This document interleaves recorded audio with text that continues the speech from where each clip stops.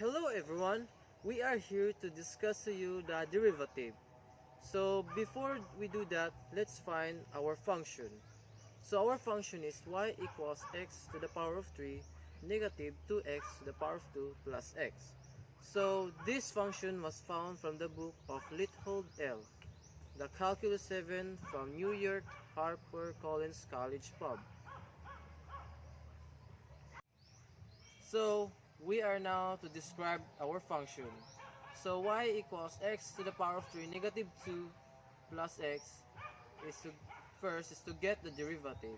First thing to do is to get the first derivative is to change the slope, and the second derivative we will get the points of inflection together with the maxima of y is negative and minima is positive. Assume a number and find the limit of the function as the dependent variable approaches to the chosen value. Then geometrically show the limit of the function as the dependent variable approaches to the chosen value. The given function is x cubed minus 2x squared plus x. So in finding the limit of this function, we can use those four theorems of limits: Theorem 1, Theorem 2, Theorem 3, and Theorem 4.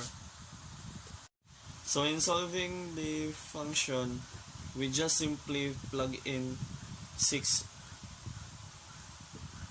So it would be 6 cubed minus 2 times 6 squared plus 6. So the result would be 150. So let's continue. The function will be observed in the table. This table shows the left and right limits, which explains where the independent variable approaches in any of the directions. If the limit approaches in left direction, this means that each variable x is lesser than a. And if the limit approaches to the right direction, this means that each variable x is greater than a. So now we're gonna derive the function using step 1 to 4. So step 1 is to replace x by x plus delta x and y plus delta y. So our function is y equals x to the power of 3 negative 2x to the power of 2 plus x. So the next step to that is y plus delta y equals x plus delta x times to the power of 3 negative 2 times x plus delta x to the power of 2 plus x plus delta x. So that is the step 1. Eliminating y using equation 1 and 2, so the delta y equals x plus delta x cubed minus 2 times x plus delta x squared plus x plus delta x minus x cubed minus 2x squared plus x. And then simplify all the values. Now we will get the change of y, or the delta y, equals delta x cubed plus 3x squared delta x plus 3x times the delta x squared minus 4x delta x plus delta x. Hello everyone, my name is Khiro Pudadera from 1D, and I am going to discuss to you the step 3. Step 3. Divide both sides of equation 3 by delta x. So the equation 3 is delta y is equal to delta x cubed plus 3x squared delta x plus 3x delta x squared minus 4x delta x plus delta x. So we need to divide both sides by delta x. So the outcome should be delta y over delta x is equal to delta x squared plus 3x squared delta x plus 3x delta x squared minus 4x delta x plus x over delta x. And then second step, I'll need to divide anything that can be divided by delta x. So here's the result. Delta y over delta x is equal to delta x squared plus 3x squared plus 3x delta x minus 4x plus 1. Hey guys, I'm here to report you about step 4. So from the continuation of step 3. So step 4, determine the limit as delta x approaches to 0, as what you have seen in the earlier step 3, which was reported by Mr. Khiro. Delta y over delta x is equal to delta x squared plus 3x squared plus 3x delta x minus 4x plus 1. So we have substitute it by delta x by 0, and then cancel out everything that is multiplied by 0. So the result was delta y over delta x equals 3x squared minus 4x plus 1. For the function x cubed minus 2x squared plus x to get x derivative, we will use the power rule for its differentiation. So that will be 3x, and then subtract the exponent by negative 1, so that's 3 minus 1, minus 2 times 2x, and 2 minus 1 plus x to the power of 1 minus 1. And so the derivative of the function will be 3x squared minus 4x minus 1.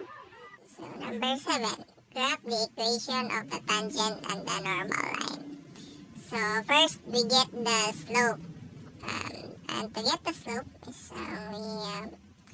we will substitute this equation of delta y over delta x equals 3x squared minus 4x plus 1. Since delta y over delta x is equal to slope at point 2 and 2, so the slope is equals to 3. So substitute x by 2, then squared equals negative 4 multiplied by 2 plus 1, then and the result is equals 3. So equation of the tangent line at ordered pair 2 and 2, and the slope is 1. So slope equals y minus y sub 1 over x minus x sub 1. So substitute each term. So slope is equal to 3 minus y minus 2, which is our y, and over x minus 2, which also x is equals to 2. So cross multiply the values and you'll get 3 times x minus 2 equals y minus 2 over x minus 2 times x minus 2. Then cancel out similar terms, and we got 3x minus 6 equals y minus 2. Then transpose y minus 2 equals 3x minus 6, and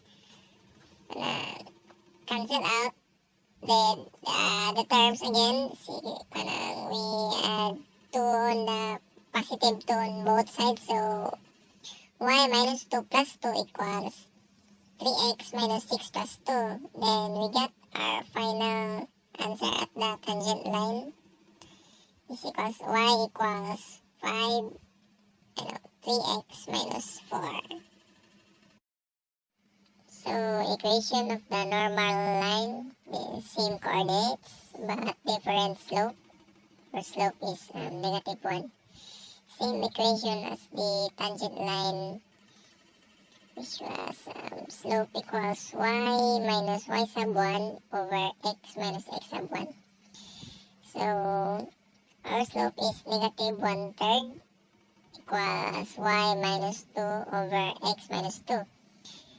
then cross multiply the values and you'll get negative 1/3 times x minus 2 equals y minus 2 over x minus 2 times x minus 2. Then we need to then the answer will be negative 1/3 x plus 2/3 equals y minus 2. And we need to cancel out the 2 over 2/3. Then we add the equation to the equation the negative 2/3. So negative 1/3 x plus 2/3 minus 2/3 equals y minus 2 minus 2/3. Then cancel out similar terms. Then we also need to remove the negative the 1/3. So we add 1/3 in order to cancel out that. So 1/3 over negative 1/3 x equals y plus negative 8 over 3 over 1 negative 1/3. So cancel out, factor them, and then our x is equals to negative 3y plus 8. So this right here was the graph of the tangent and the normal line. Hello again. Right now I will be discussing critical points. So let's do this. Critical points.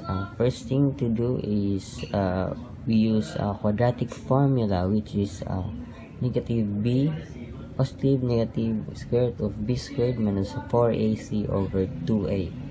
And here's the result. 4 positive negative square root of negative 4 squared minus 4 times 3 times negative 1 over 2 times 3. And then we need to solve, and here's the outcome. 4 positive negative square root of 28 over 2 times 3. So since 28 has no square root, you need to get factors of 7. Should be a perfect square. Is a perfect square, 2 squared. So 4 positive negative square root of 2 squared times 7 over 2 times 3. So next thing to do is we need to simplify. So here's the outcome, and then cross out everything that can be crossed out, and here's the answer. 2 positive negative square root of 7 over 3. So here's our critical points. X1 is equal to 2 plus square root of 7 over 3, and x is equal to 2 negative square root of 7 over 3. So here's the solution on getting the maximum value of x cubed minus 2x squared plus x. So we get this answer based on the critical points given lately. So y is equal to 2 square root of 7 over 3 cube minus 2 times 2 square root of 7 over 3 squared plus 2 square root of 7 over 3.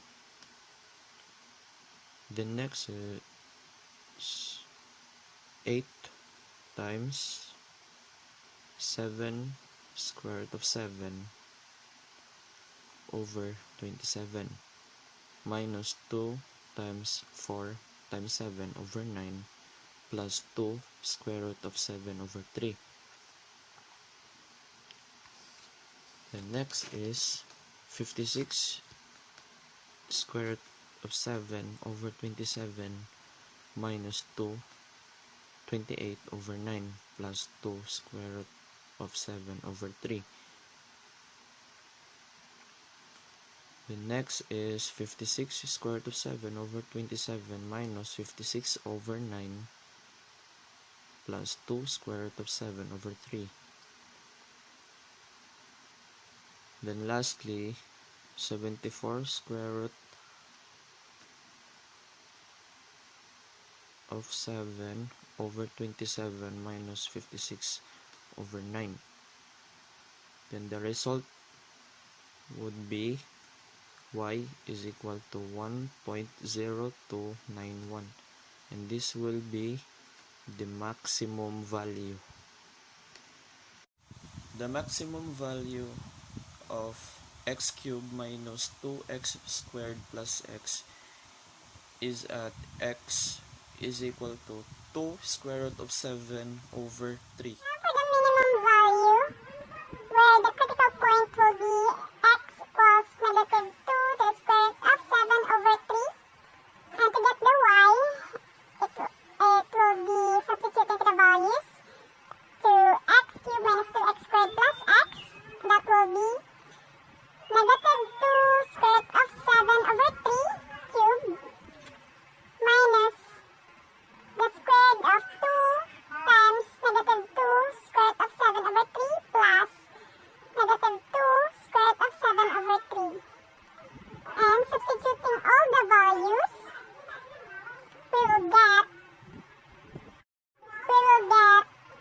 negative 74 times square root of 7 over 27 minus 56 over 9. So our y value will be negative 13.47354. So now we're going to maxima and minima. As x passes through 2 plus square root of 7 divided by or 1.548558, y changes from positive to negative.